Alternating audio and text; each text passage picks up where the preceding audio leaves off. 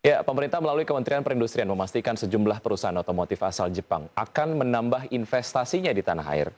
Dalam kunjungan ke Jepang beberapa waktu yang lalu, Kementerian Perindustrian memastikan penambahan komitmen investasi senilai puluhan triliun rupiah. Dalam lawatannya ke Jepang beberapa waktu yang lalu, Menteri Perindustrian Agus Gumiwang Kartasasmita memastikan sejumlah perusahaan otomotif Jepang menyepakati penambahan investasi di tanah air. Agus menyebutkan sejumlah perusahaan otomotif besar asal negeri Sakura, seperti Mitsubishi Motors berkomitmen untuk menambah investasinya di Indonesia sebesar 11,2 triliun rupiah. Selain itu, Honda juga berkomitmen untuk menambah investasi sampai dengan tahun 2024, sebesar 5,2 triliun rupiah. Penambahan investasi Honda akan digunakan untuk pengembangan model-model kendaraan baru di Indonesia. Bahkan Honda berkomitmen akan memperluas kegiatan investasi dan produksinya di Indonesia dan terus membantu melakukan ekspor komponen-komponen mobil yang diproduksi di Indonesia. Selain Honda, Suzuki juga dipastikan berkomitmen menambah investasi sebesar 1,2 triliun rupiah. Dana investasi ini dimanfaatkan untuk pengembangan kendaraan tipe R3 dan XL7. Pabrikan otomotif Jepang lainnya yang akan menambah investasi di Indonesia adalah Toyota. Nilai investasi yang akan dikucurkan yakni 2 miliar dolar Amerika Serikat atau setara 28 triliun rupiah hingga tahun 2024. Komitmennya tidak berubah, komitmennya tidak berubah. Mereka akan tetap memproduksi hybrid dengan komitmen investasi sebesar 2 miliar dolar sampai tahun 2024. 2 miliar dolar itu sekitar 25 triliun? 28 triliun, 28 triliun dengan kapasitas 250.000 unit per tahun dengan kapasitas 411.000 unit mesin per tahun. Selain itu, pemerintah juga menyebut pabrikan otomotif lainnya seperti Mazda juga dilirik untuk berinvestasi di Indonesia, khususnya dalam membangun pabrik di Indonesia. Seperti diketahui saat ini, Mazda belum memiliki pabrik di Indonesia. Dari Jakarta, Adi Firmansyah untuk IDX Channel.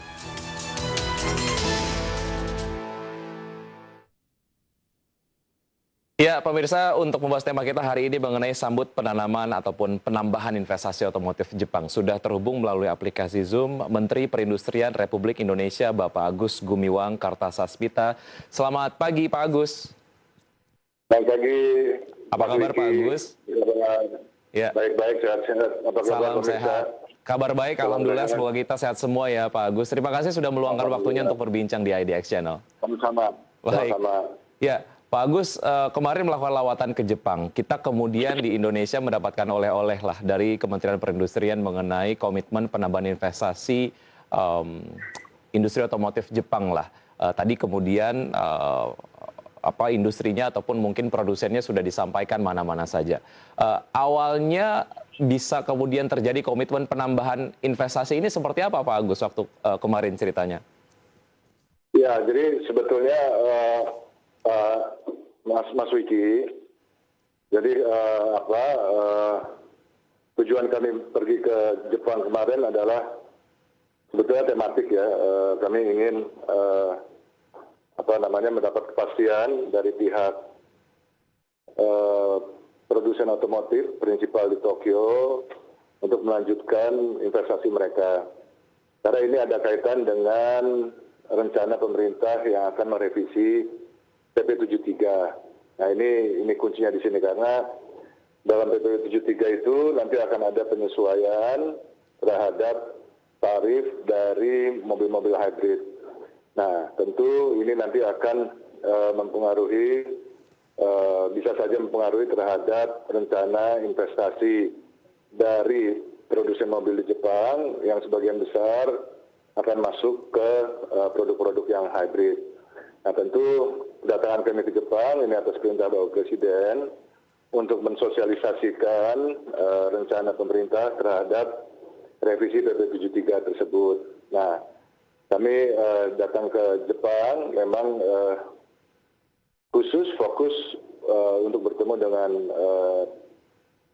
pelaku atau produsen industri otomotif di Jepang. Kami ketemu Toyota, Honda, Suzuki, Mitsubishi, ini yang penting juga kami ketemu Mazda sebetulnya. Nah, memang pada awal ketika kami jelaskan, tentu pihak prinsipal dari Tokyo, Toyota, Honda, Suzuki, Mitsubishi ini mereka menyampaikan keberatannya terhadap rencana pemerintah untuk merevisi PP 73. Tapi kami jelaskan tujuannya dan juga latar belakang dari revisi PP 73. Dan alhamdulillah akhirnya mereka bisa diyakinkan dan juga mereka tetap memberikan komitmen untuk melanjutkan rencana investasinya. Nah, perlu kami laporkan, Mas Wiki, bahwa rencana investasi mereka akan tetap dilanjutkan, yaitu berkaitan dengan Toyota misalnya. Ini mereka akan menginvestasikan program baru atau proyek baru sebesar 28,3 triliun itu sampai 2024. Di sini Toyota akan memproduksi 10 model hybrid, ya, termasuk 5 diantaranya adalah plug-in hybrid. Nah, yang menarik dari Toyota, mereka juga dalam waktu dekat akan mengembangkan salah satu merek nasional kebanggaan, yaitu Toyota Kijang. Nah, nanti Toyota Kijang ini akan dibangun dengan model hybrid. Jadi ntar ada Kijang hybrid. Ini akan dimulai pengembangannya pada tahun 2022. Dan juga yang menarik dari Toyota, mereka juga akan membangun atau mengembangkan produk BEV, ya, ini full battery electric vehicle, yaitu merek yang disebut dengan Lexus UX 300i. Ini akan dikembangkan pada tahun 2022. Nah, memang Lexus ini kan sebetulnya marketnya kan high end, itu memang mereka sudah mengerti, maka produk BEV Toyota yang dengan merek Lexus ini nanti sepenuhnya akan menjadi barang yang akan diekspor dengan tujuan-tujuan negara ekspor. Nah, ini juga menjadi produk BEV pertama di luar Tokyo yang ada di negara-negara ASEAN. Jadi ini merupakan proyek pertama di ASEAN bagi Toyota dalam mengembangkan BEV. Kemudian Honda, Mas Wiki, Honda juga berkomitmen memberikan investasi sebesar 5,2 triliun hingga tahun 2024, Suzuki 1,2 triliun, Mitsubishi 11,2 triliun, ini sampai dengan tahun 2024. Tentu masing-masing Honda, Suzuki, Mitsubishi dia juga akan mengembangkan program-program merek-merek baru yang sebagian juga berbasis hybrid. Demikian Mas Wiki mengenai otomotif. Tapi sebetulnya selain otomotif juga ada hal-hal yang menarik yang bisa kami sampaikan apabila Mas Wiki tertarik. Silakan Mas Wiki. Nanti kita kemudian akan bahas mengenai hal tersebut di segmen terakhir nanti, Pak Agus. Tapi kemudian kalau saya boleh simpulkan, berarti produsen-produsen yang tetap kuat menunjukkan komitmennya untuk berinvestasi ataupun menambahkan investasi di Indonesia ada Mitsubishi, Honda, Suzuki, kemudian Mazda juga. Ini kemudian sedang dilobi juga ya Pak Agus. Pak Agus, apa yang ditawarkan lah kepada prinsipal-prinsipal yang ada di Tokyo sehingga kemudian hasil dari lawatan kemarin mereka menunjukkan komitmen kuatnya untuk menambah investasi di Indonesia? Ya, masih Mas Wiki. Jadi pada awalnya memang mereka dalam tanda petik kecewa dengan rencana pemerintah merevisi PP 73, tapi kami berikan penjelasan dan juga kami sudah bisa memberikan solusi, misalnya dengan mengembangkan program-program tertentu, program-program khusus. Ini di luar dari regulasi-regulasi. Seperti contohnya, kami dari Kementerian Perindustrian pernah mengembangkan program, ya ini program yang disebut dengan LCGC, ya LCGC, yaitu low cost green car.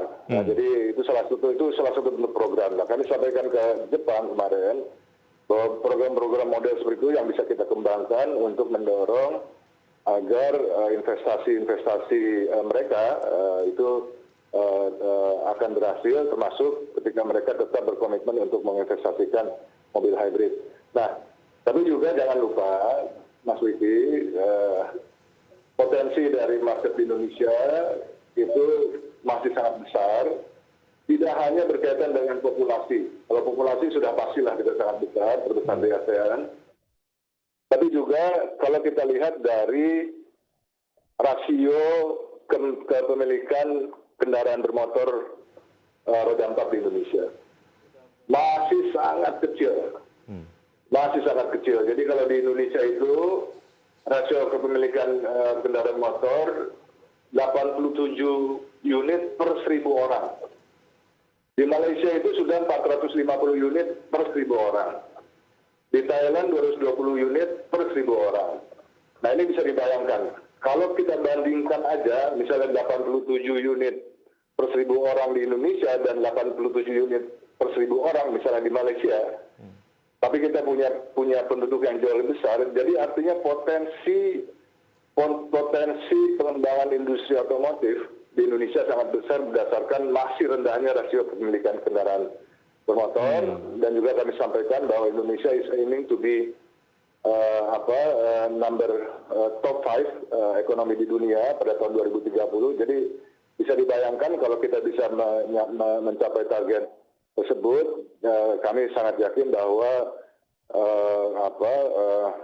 purchasing power dari masyarakat Indonesia akan besar, dan itu nanti akan bisa mendorong berhasilnya industri otomotif di Indonesia, dan investor-investor akan juga menikmatinya. Baik, selain kemudian Indonesia dinilai sebagai pasar yang sangat-sangat menarik untuk industri otomotif, Indonesia juga dinilai sebagai negara yang sangat baik dalam hal mitra investasi di sektor otomotif. Seperti yang Anda tadi sampaikan bahwa ada spesifikasi produk mobil yang kemudian dipercayakan diproduksi di Indonesia begitu ya, dan itu satu-satunya di luar Tokyo seperti yang Anda tadi sampaikan. Oke, Pak Agus. Ya, kita akan lanjutkan usai jeda berikut ini, dan pemirsa tetap di Market Review, usai jeda kami akan segera kembali. Baik, terima kasih.